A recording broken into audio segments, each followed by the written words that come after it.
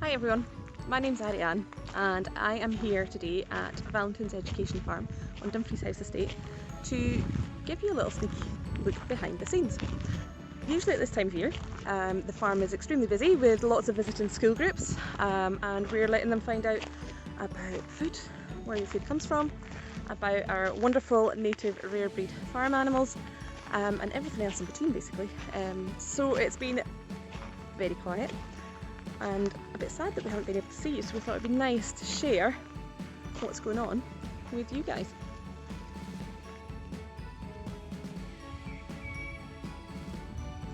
So this is a site when you would visit Valentin's farm as part of a school educational visit or as a tour, you wouldn't normally see.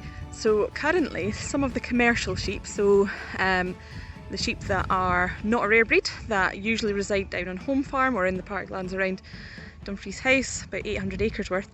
Some of them are being very useful helpers during the COVID shutdown in keeping the grass down. So they're enjoying grazing around areas of Valentin's farm that they wouldn't usually get to see. So it's quite nice to come in here and see them all doing a job.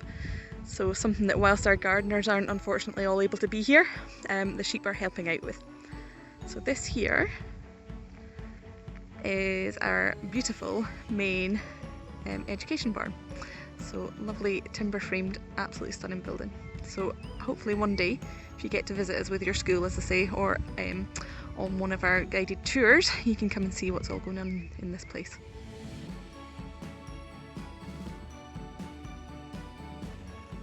Okay, so what is a native rare breed? So the native part, basically in this instance, means it's something that originally came from the UK. That breed originated here. Rare breed, basically the same as anything you're talking about when it comes to wildlife, that there's just not that many of them left. And there's some amazing work done by the Rare Breed Survival Trust to track our native rare breeds here in the UK, see how their numbers are doing and take action where possible to help improve them. So this education farm here plays a small part in that. So we're always basically watching to see what the numbers are doing and trying to breed accordingly, and also just being aware that we're not breeding too closely, inbreeding, which is quite hard sometimes with rare breeds, and getting in touch with other breeders and making sure they're swapping genetics and things like that. So lots of work to be done, fascinating, and also just understanding the value of some of these rare animals in sort of what they can bring to the table in modern farming. Have amazing value for is conservation grazing. So we want to encourage more diversity on our farms and in our wild areas, in our countryside, and these breeds can be very hardy. They can head up mountains, they can live on very rough ground, not just the perfect pasture that some of the more commercial animals like continental breeds of cattle like Limousins and things like that would need to keep them growing on as quickly as they do. So they've got a different role to play, and definitely one that means they've got a place in UK agriculture and a place in our countryside.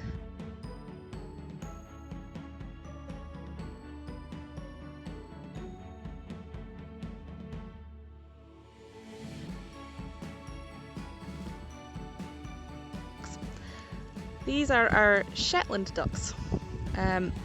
These again, they're probably the rarest kind of ducks, certainly in the UK. They were thought to be extinct about 20 to 30 years ago, and then somebody came across an unknown flock in Shetland, which is pretty cool. So again, from a tiny number of birds, their numbers have been bred up and people keep them across the country in small numbers. So we're pretty well populated for ducks at the moment. Unlike chickens, when a duck hatches an egg, that egg will take 28 days to hatch out. So brilliant wee characters when they do come out of the egg, and they stay that way. They're really interesting ducks. These guys are a sort of small to medium sized duck. They would originally have been used for their meat and their eggs, but they're not the biggest birds, so you're not going to get a huge amount of meat from one of these. So these days people will keep them for their eggs, and also they're actually a really useful thing to have. Ducks love to eat bugs, slugs, grubs, and if you're a sheep farmer this might be of interest to you. They really quite like a liver fluke, so they are very good at, if you've got some wet and boggy land, if you've got some ducks that would be happy to live on there, then they will eat up liver fluke and other little nasties that make your life a bit difficult. So quite a helpful bird. They're quite shy, as you can see. They're not coming running up like the chickens. But actually when we have our school groups here, anybody that has been will know that as soon as you've got food for them scattered on the water, they will come up to the water's edge, and if you retreat a little bit from the edge, just down here, they'll start following out onto the mainland. So when they're hungry, they overcome their shyness quite nicely.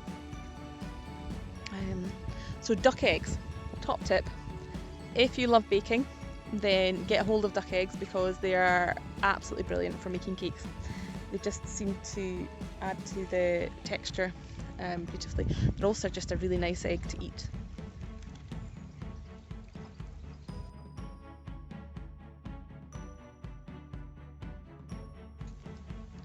So welcome to the turkey enclosure.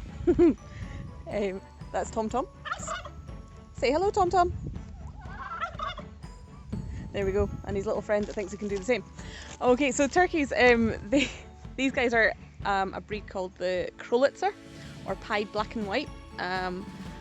Tom is showing his tail off as best he can. At the moment he's going through a part molt, so you can see his tail's not complete, but still pretty impressive. He's making sure that everybody knows he is boss. Let's see if we can have a look a bit closer. There we go. Alright then. Okay, so we've got the females sitting around, so they don't have the same kind of huge tail that Tom does, or that thing called a snood, which comes down the front of his nose. And you can see he's in full display mode. He's showing off. He's got his neck bright red, so that will go anything from a pale pinkish blue, almost like he's got around his eyes, all the way through to this bright red today. So he's definitely telling me he's the man. So these are a pretty small kind of turkey. They still are quite useful for meat, and these beautiful big feathers for displaying, I suppose. But actually turkeys, their eggs are really quite tasty. So one of the favourite things that we love to do with the kids when they're here is see if we can chat to Tom and talking turkey. So if I go, Tom Tom! Tom Tom! Tom Tom!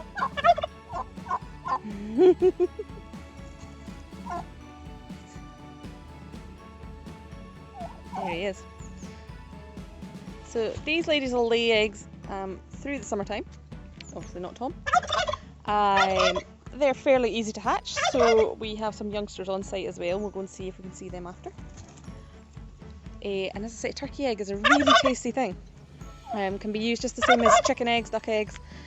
Quite edible, so another sort of use and outlet for these guys, as well as for meat. And as I say, they're not the biggest bird and they don't have the biggest carcass, but it is quite tasty meat, so it can be used that way.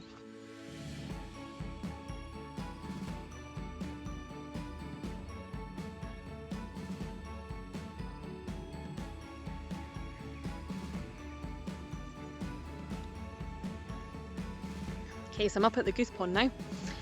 These are our Shetland geese, so you can just about see, they might come over to see me, if not I'll go and see them in a wee while. That they are mainly white, but some of them also have some grey-brown feathers across their back and across their wings. So in this particular breed of goose, the males are all white and the females have the extra brown markings. And what I absolutely love about geese is that these guys, a bit like swans, pair off for life. So they find their mate and that is who they stick with as far as they possibly can. When it comes to laying eggs, these guys lay monster eggs, and those eggs would take 28 days to hatch out as a gosling. Dumfries, our farmer, spends quite a lot of time incubating eggs of these guys and all our other birds. and trying to hatch them. And the ones that are the hardest to get a successful hatch from are the geese. However, this year has been a really, really good year for them. She's so far, I think, got 5 goslings, so we'll hopefully go and visit them. We'll take a wee sneaky peek at them. Sometimes we will leave the geese to sit on their own eggs. So they, just like every other bird, they need to decide that they actually want to do that. And a couple of years ago we did have a gosling hatched out right here in this pen. And he is one of the adults that's in here today, which is pretty cool. So it's absolutely lovely seeing him being looked after. I'm just going to show you over here to this rather magnificent building. This is the goose house. So this was built as part of a live build programme, so by people learning traditional craft skills to house these geese. So I think they quite like their house. So they will head in there at night time, or at the moment they'll probably head in for shade, although they do quite like underneath the trees. So geese as a farm animal, they would be used for their meat, and in fact this is what we would have had for Christmas dinner many moons ago, before turkeys became the order of the day here. So a goose for dinner, so their meat can be eaten. These Shetland ones, they're not the biggest goose, they'll not give you the biggest carcass, so probably not something that happens particularly often these days with them. Goose, you've got your feathers, are useful for down, so in pillows, blankets, that kind of thing, duvets, that kind of thing.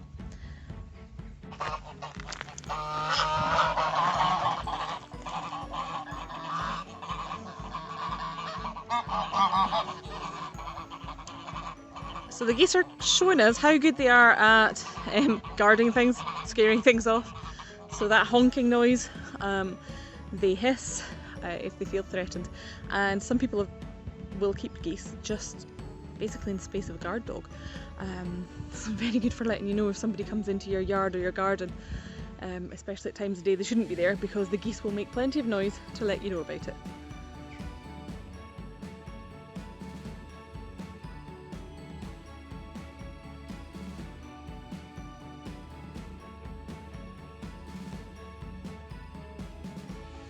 Alright, so here we've got some of our lovely Scots Grey chickens.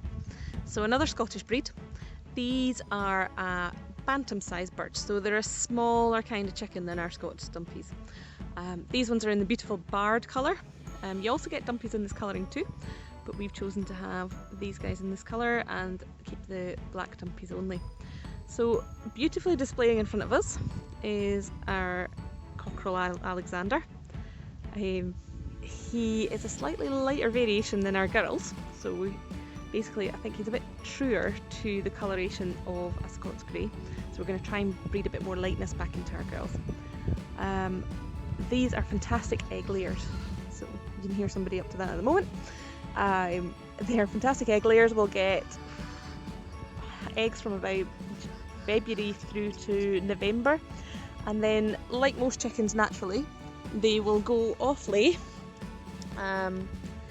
for the winter months, which makes perfect sense, because if you were a wild animal and you have to lay eggs and hatch out your young, the chances are in the winter, especially when food is scarce as well, the chances are your chicks won't hatch because it's so cold. You have to keep those eggs at body temperature, so 37.5 degrees for the entire time they are developing to hatch out into chicks, which for a chicken is 21 days. And as I say, in the winter time, food's scarce anyway, so naturally you're just trying to keep yourself alive.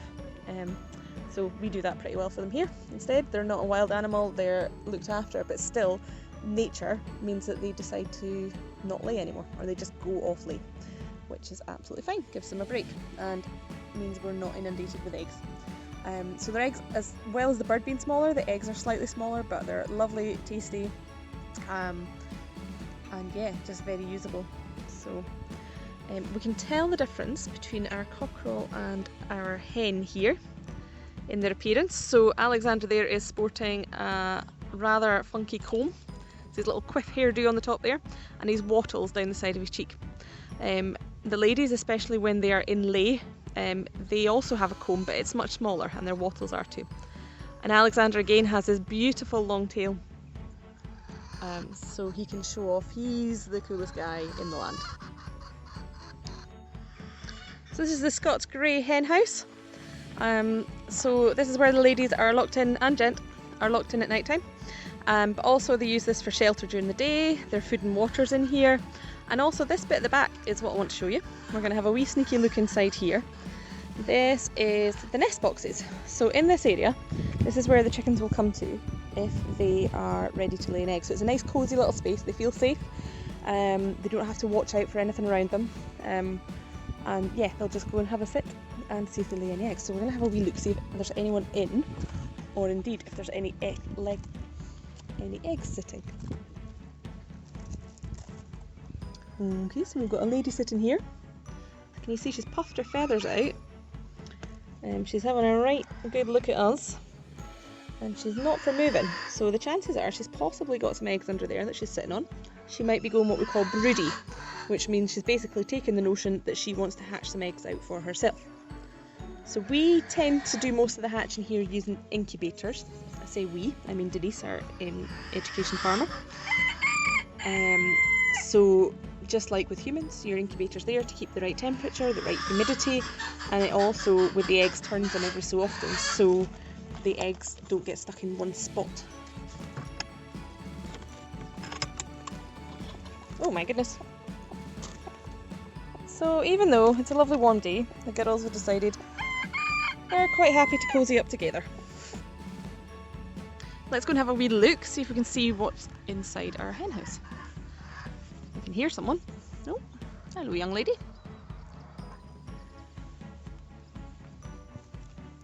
So these are the perches. So this is where the girls will all come and sit at night time. So chickens love to be off the ground at night. Hi ladies. They like to make sure that they're safe feeling. So chickens, original chickens, were bred from wild fowl who lived in forests, and they would basically stay up in the trees out of the way of predators, and that natural instinct has carried on all the way to our chickens today. So as I say, these perches is where they will spend most of their time at night. Okay, let's see who else is about. Let's go and see the Dumpies. Take a look. Okay, so we've got a dust bather over here. So one thing, if you ever want to keep chickens, one, make sure you've got plenty of space because they will dig and scratch everywhere. And two, if you have any precious plants, don't let them near. Because these ladies, they're not interested in the roots, they're just interested in having somewhere nice to bathe. So as you can see, one's having a bit of a chill and the other one's eating anything off of her that might be interesting. I'm coming to see, and they will, believe it or not, these large dumpy hens will sit on the branches of this tree. Bless it. So just to demonstrate the point beautifully, chickens can fly, not particularly well, especially these are quite heavy, but they will get off the ground. So what we can do is we can do a thing called wing clip them. Basically it's like us having a haircut, so the flight feathers on each wing can just be trimmed down to a length where it means they can't get much lift off the ground, so they can still jump and still, like this lady here, get up to height if they so desire. But what it means for us is that they're not going to get over the fences. And the important thing about that is that basically we don't want them to be out stuck. Nighttime comes, they can't get back in for whatever reason, or they've just gone for a jolly in the woods, and then along comes Mr. Fox. By wing clipping them and keeping them within this pretty huge enclosure, it means we know we can keep them safe and we can get them locked in at night.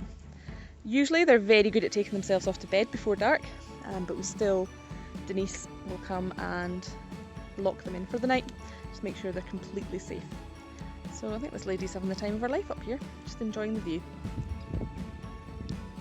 The Dumpy name, which some of them will demonstrate nicely to you, this lady just by the tree in the middle here. She is a Dumpy showcasing her very dumpy legs. So they're dumpy, they're short. However, if we come across to this lady over here, she has slightly longer legs. So there's two variations within the breed. If you cross a Scots dumpy cockerel, so the male, which has short legs, with a female with long legs. Half your eggs would hatch out with short legs and half with long, so that's pretty simple. But if you cross a short-legged dumpy male with a short-legged dumpy female, so cockerel and hen, then you would get 50% would hatch out with short legs, 25% with long legs, and 25% just would not be viable. So they just don't hatch. So it's a strange sort of genetic concoction. So really you're best to do a short leg with a long leg. It doesn't matter if it's male or female, which way around it is, to make sure that you get the best chance of successful hatch. And that means you will always keep a few long-legged ladies and a few short-legged ladies and gents. So who would live in a house like this? And can you, by looking at these houses, there's a little clue on the wall right enough, figure out the story that goes with them, and the story that inspired these houses. That's number 2.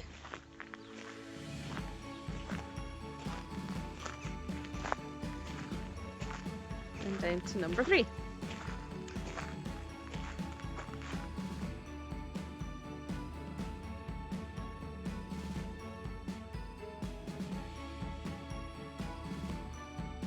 we go.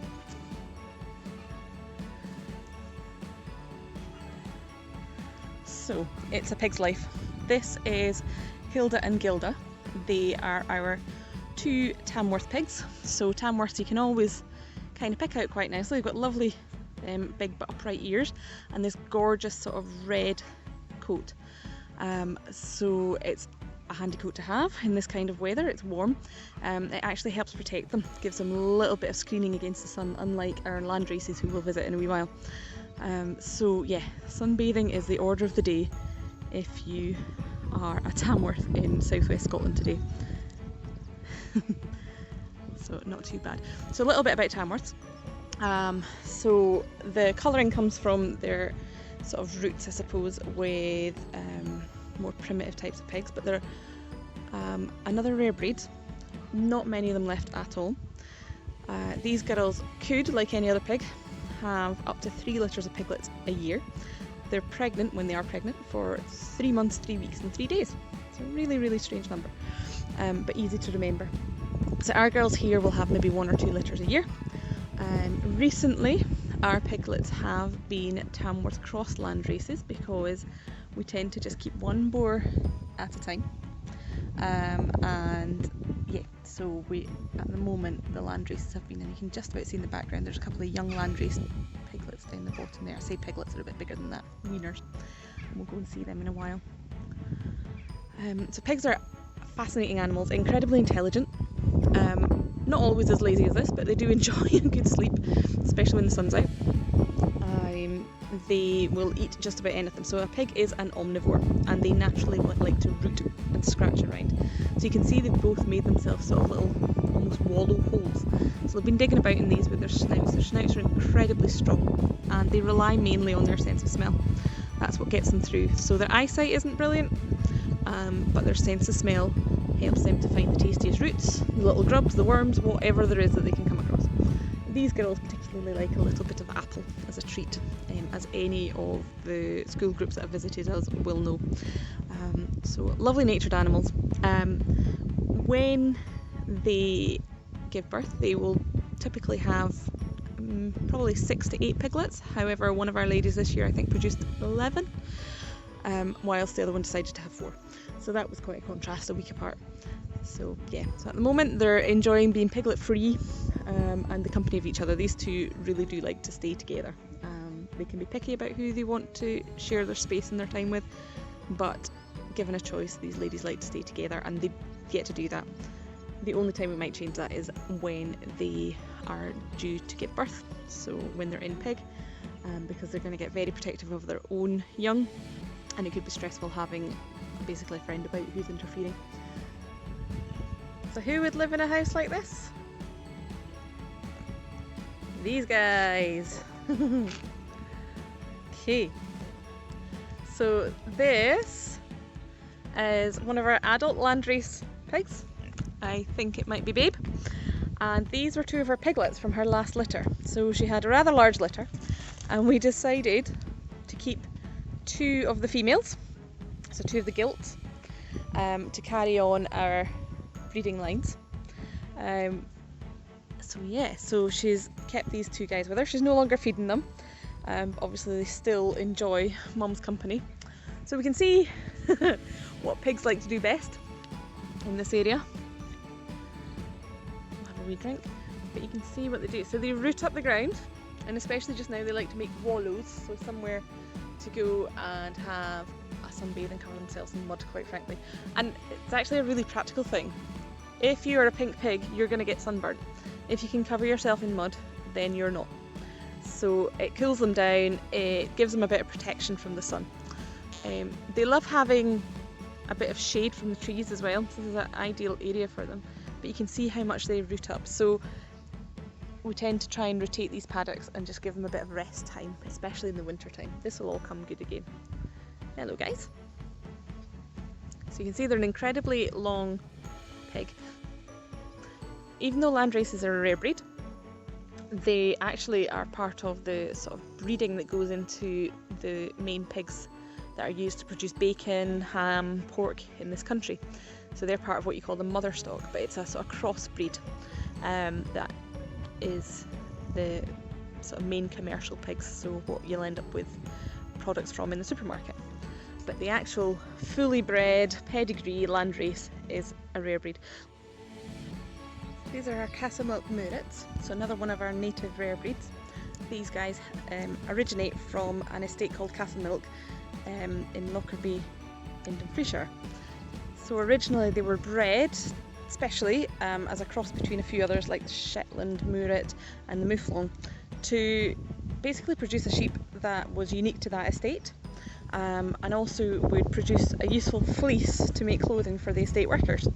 So they're quite goat-like in their appearance. They're what you would call a primitive type of sheep, so you can see they're really long-legged and sort of skinnier bodied than our ladies that are grazing around the rest of the area, so your usual sheep that you would normally see on most farms today. They're slower growing, although the lambs, when they're born, they're fast to their feet and they grow up pretty quickly, but they don't become a big carcass. So their value for meat is less, although their meat apparently is very good as a mutton, so from an older animal, an animal over a year old. And as I say, the fleece is a soft fleece, although it's quite hard wearing, quite tough, and as I say, was originally used for making estate workers' clothing. So we're very lucky to have any of these left. When the estate owner died in the 1970s, the decision was taken to cull the flock. However, there was a few managed to survive, and they were found with local people had small flocks of their own. There was only 2 rams left, just 2 males and a handful of females, and it's those animals that every one of these sheep and any other Castle Milk Murets that still exist have descended from. So quite remarkable that they've managed to continue on as a breed in their own right today.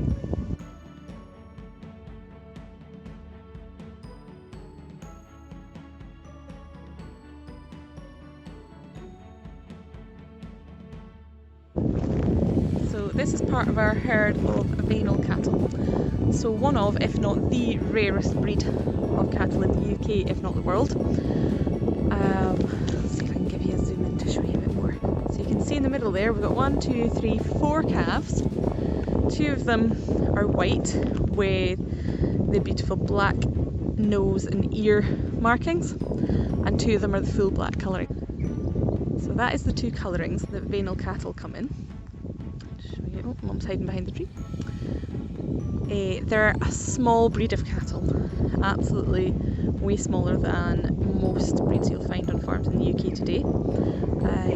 They are very good at conservation grazing, so they can graze on rough ground rather than this lovely pasture here, but they can live off of poorer quality ground. and they can basically help enhance areas for biodiversity. They're small, so they're lighter, they're not going to trample as heavily on the ground, so they do have a place. Although they're slow growing, you're not going to grow these on for beef very quickly.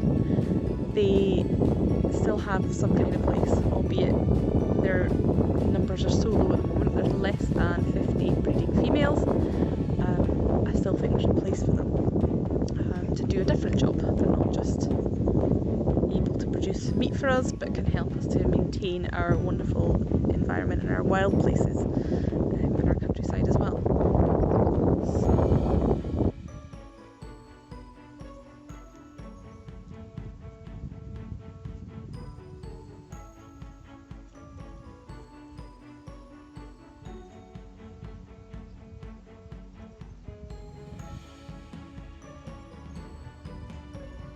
Hey little one.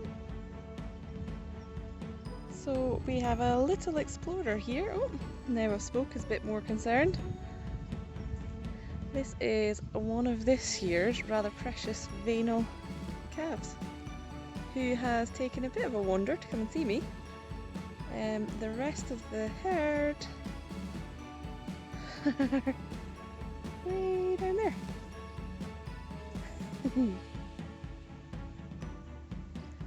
I think my voice was enough to scare him off to go quite far away. They're absolutely beautiful.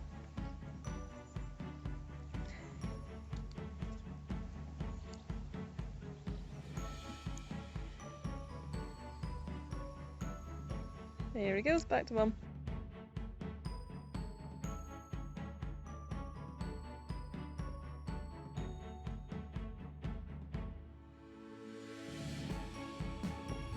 So we've come to the end of our tour.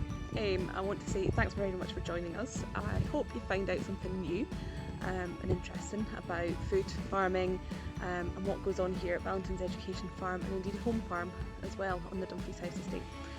If you have any questions that you'd like to ask us, then we'd absolutely love to hear them. And what I would propose is that myself and Denise, our education farmer, will be able to come back to you with another short video with some answers for you, hopefully. So let us know if there's anything else you'd like to see more of, find more out about, and any questions we can answer for you. Hope to see you soon. Bye just now.